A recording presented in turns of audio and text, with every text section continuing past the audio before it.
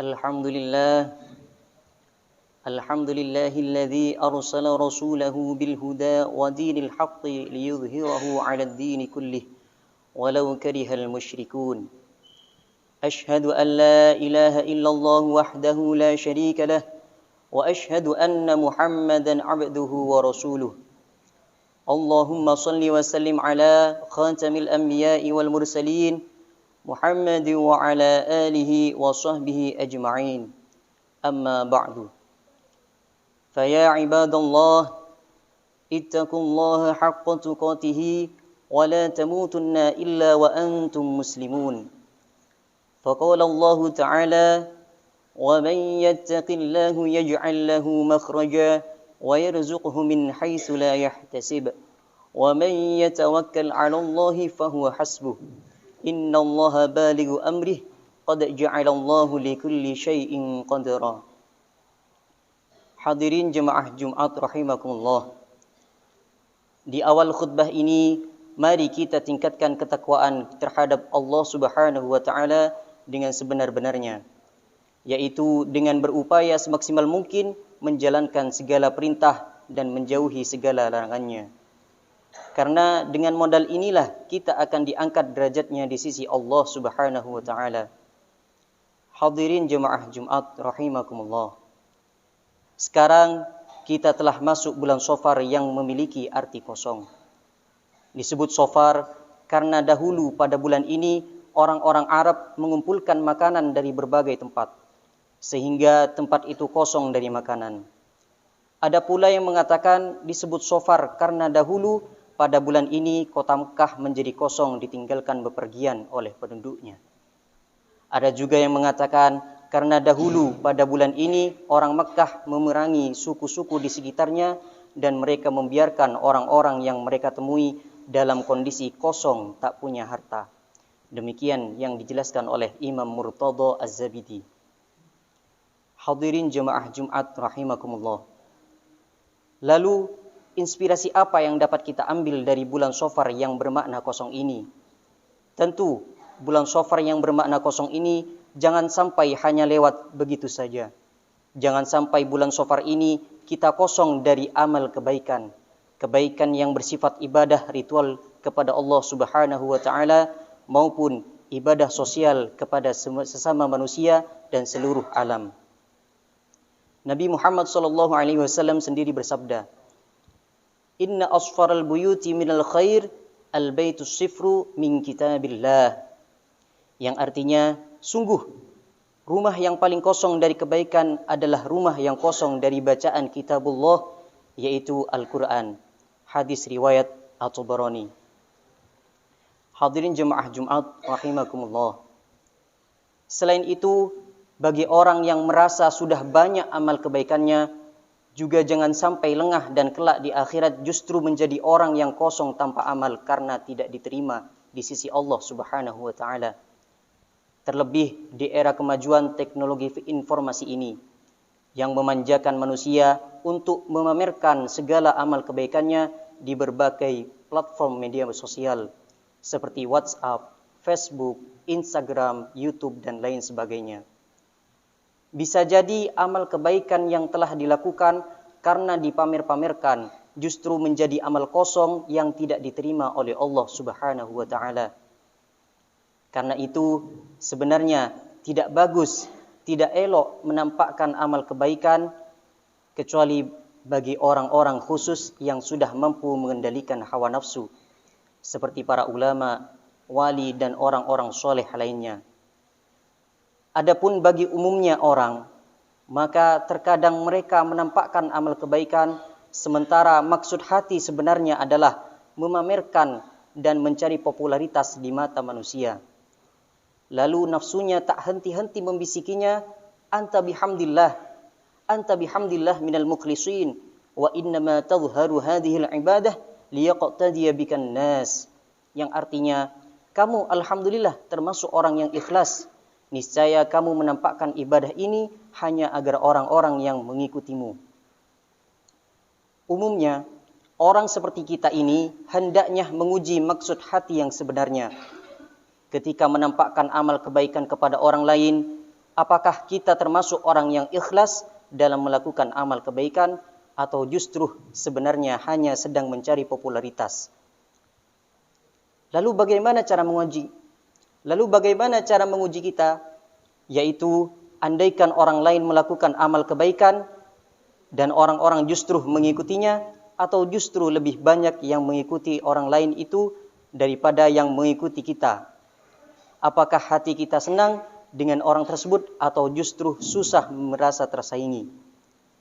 Bila hati kita lapang dengan orang tersebut, bahkan merasa senang terhadapnya karena merasa ada orang lain yang justru telah mewakilinya melakukan amal kebaikan itu, maka kita termasuk orang yang telah ikhlas dalam melakukan amal kebaikan. Sementara bila hati kita justru susah dan merasa tersaingi olehnya, maka hakikatnya kita adalah orang yang pamer atau riya karena merasa tersaingi. Dalam kondisi seperti ini, bila hati kita justru berbisik bahwa kamu merasa tersaingi karena khawatir kehilangan mendapatkan pahala amal kebaikan, maka hendaknya perasaan seperti ini dilawan dengan ucapan inni mu'tamidun ala fadlillahi la al a'mali fa in dakhaltul jannah fa innama huwa bi rahmatillahi ta'ala la bil amali. Yang artinya, sungguh aku mengandalkan anugerah Allah, bukan amal kebaikan yang aku lakukan. Bila nanti masuk surga, maka itu murni karena rahmat Allah Subhanahu wa taala. Hanya karena kasih sayangnya, bukan karena amal kebaikan yang aku lakukan. Demikian sebagaimana yang dijelaskan oleh Syekh Ali Al-Khawaz As-Sufi Agung asal Mesir dari kitab Lawaqihul Anwar halaman 17 sampai 18. Karena itu, sudah semestinya kita abaikan bisikan-bisikan nafsu yang menghasut, yang mengatakan bahwa kita adalah orang yang ikhlas. Bukankah orang ikhlas tidak akan pernah mengatakan dirinya ikhlas, apalagi memamerkan keikhlasannya di hadapan orang lain. Hadirin jemaah Jumat rahimakumullah. Walhasil, menampakkan amal kebaikan bagi selain orang-orang yang khusus, yang sudah mampu mengendalikan hawa nafsu, seperti para ulama, wali, dan orang-orang soleh lainnya, benar-benar sebuah amal yang membahayakan di akhirat kelak. Pamer amal justru akan membuat kita menjadi orang yang kosong tanpa amal. Semoga datangnya bulan Shafar yang berarti kosong ini menginspirasi kita agar tidak kosong dari amal kebaikan di dunia hingga akhirat kelak. Amin ya rabbal alamin. Inna ahsanal kalami wa abyanan nizam كلام الله الملك العلام ذي الجلال والإكرام والله سبحانه وتعالى يقول وبقوله يهتدي المهتدون أعوذ بالله من الشيطان الرجيم بسم الله الرحمن الرحيم والعصر إن الإنسان لفي خسر إلا الذين آمنوا وعملوا الصالحات وتواصوا بالحق وتواصوا بالصبر. بارك الله لي ولكم بالقرآن العظيم ونفعنا به وإياكم بما فيه من الآيات وذكر الحكيم. أقول قولي هذا فاستغفر الله العظيم إنه هو الغفور الرحيم. اللهم صل على وزباد وأنعم وتفضل وبارك جناتك وعلى سيد عبادك وأشرف عبادك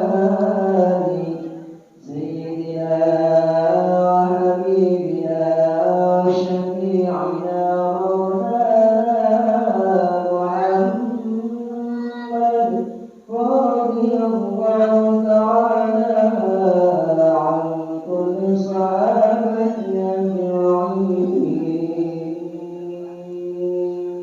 أجمعين.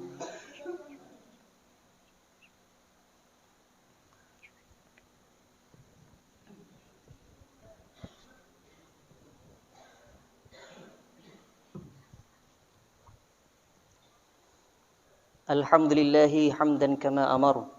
وأشهد أن لا إله إلا الله وحده لا شريك له إرغاما لمن جحد به وكفر وأشهد أن سيدنا محمدا عبده ورسوله سيد الإنس والبشر.